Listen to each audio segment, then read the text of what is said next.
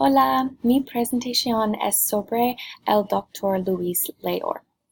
Estaba interesado en él porque soy un estudioso de biología que estudiaba medicina.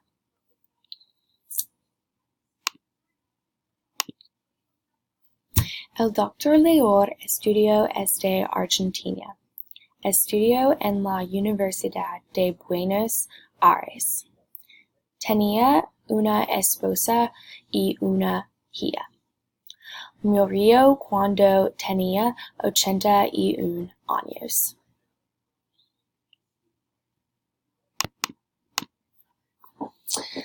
Comenzó su carrera con el profesor Bernardo E. José en el Instituto de Fisiología. Estudiaron el metabolismo de la adrenalina. En 1936 años trabajó en el Laboratorio Bioquímica de Cambridge, England. Después de que fue asistente de investigación en el laboratorio del Dr. Carl F. Corey en St. Louis, Estados Unidos. Trabajó en muchos lugares de los Estados Unidos antes de regresar a Argentina.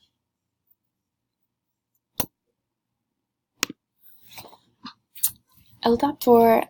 Leor ganó el Premio Nobel en año 1970 por su descubrimiento de nucleótidos de azúcar y su papel en la biosíntesis de carbohidratos. Nadie sabía mucho sobre la síntesis de carbohidratos en este momento, así que este fue un descubrimiento importante.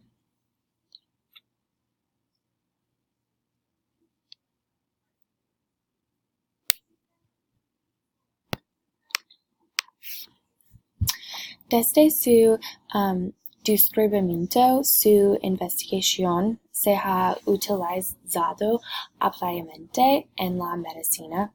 Su investigación produjo mucha información sobre la intolerancia a la lactosa, la información sobre los carbohidratos también